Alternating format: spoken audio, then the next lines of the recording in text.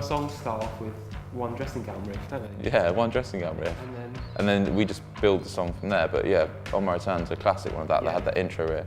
It starts off stripped down bass drums, and then after a period of time, guitars come in as you'd expect. But it just slowly oozes over the top until you get to this point where it just becomes one of the heaviest songs I think that we've got, and then it will just dynamically strip itself down, and then it comes back in, but even heavier. Yeah. So when you're playing that live, and you see people that have never seen you play before, and they're watching you, and you can see that they're kind of, hanging on what's coming out next. And when you get to that heavy section at the end, it's massive. just an eruption of emotion. I've got a funny story actually from when we were in Wales. So sorry if the people at Mono Valley hear this, but it wasn't actually our fault. Tweeters get blown all the time. But we were listening to On My Return, like late night session, me and the engineer just doing some stuff, some weird trippy stuff, and just adding little extra bits. And we were listening to On My Return, and when the big bit came in, we just cranked it on the mains as well, and it just went so big, and then we blew a tweeter on the monitors. That's probably my favourite song to play live, and that was one of my favourites to record as well.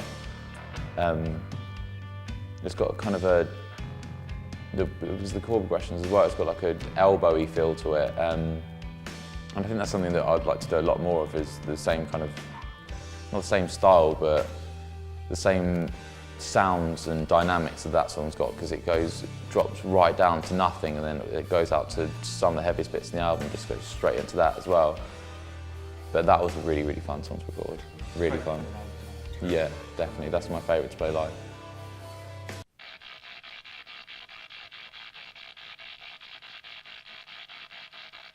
That song,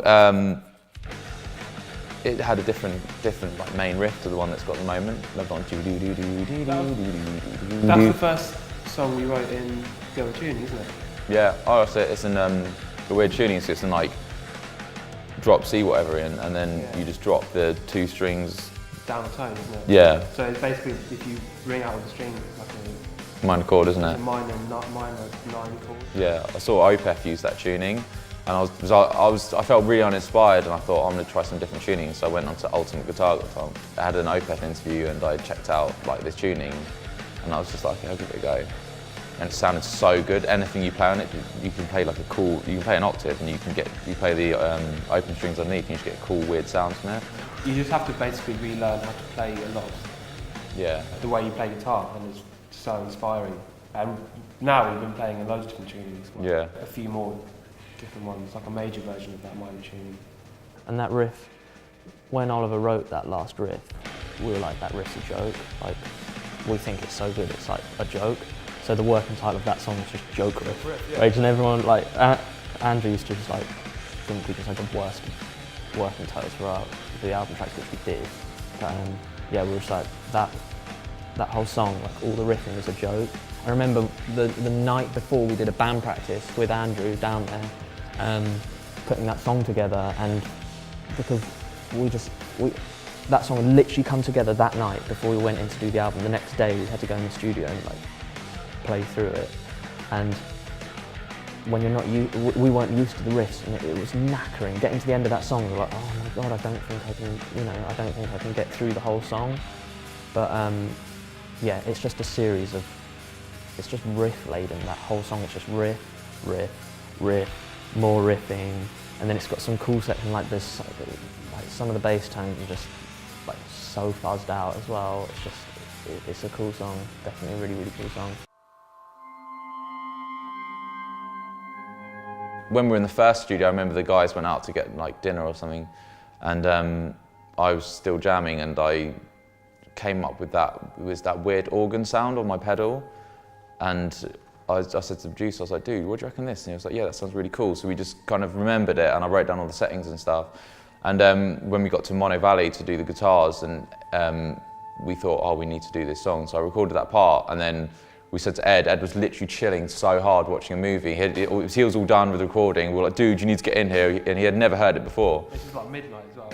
Yeah, so late. And then he just got in, and he played this, it was the first, I think it was the first or second thing he played the beat that's on it, and it just sounded so perfect for the song.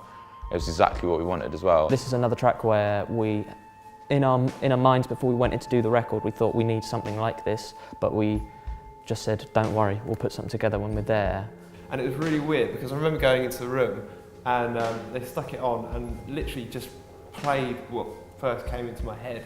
And it was cool. We did probably about 3 or 4 takes of it. Yeah. But in the end, we kind of settled on I think it was the first take. It was probably the first take. It always ended up being the first take. It was just like when I listened back to it, I was like, that was just perfect for that time, And it's nothing complicated. There's no pretentiousness behind it. Yeah. It's just the feel of the groove. It locks in so well, and it just makes you think, yeah, that's a rad beat. And especially because the drum room in Mono Valley is massive, so like the drums sounded huge. And that just that made that track really.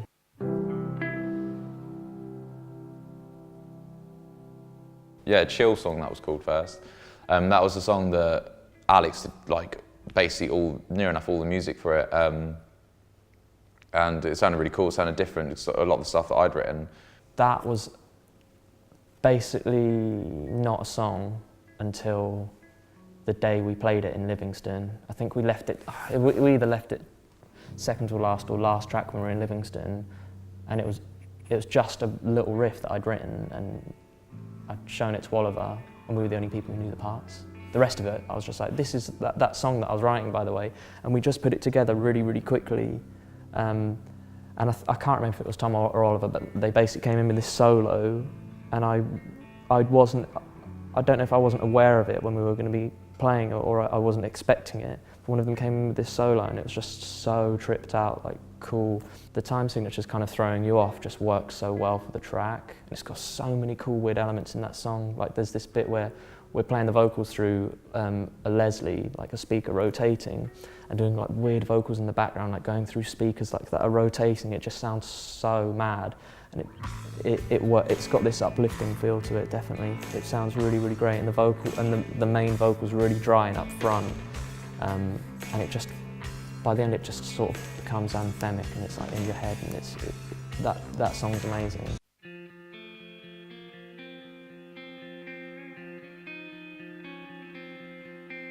This was one which came together quite quickly, and the song itself is reasonably simple, quite down tempo. But I can't remember exactly when it was, but a few weeks before we went in to do the record with Andrew, Oliver had a few riffs. That was like a half-finished song when we went into the studio. We finished it like in the last few weeks, come up to the studio. I remember we jammed it for the first time. Yeah. The whole song when Andrew was there.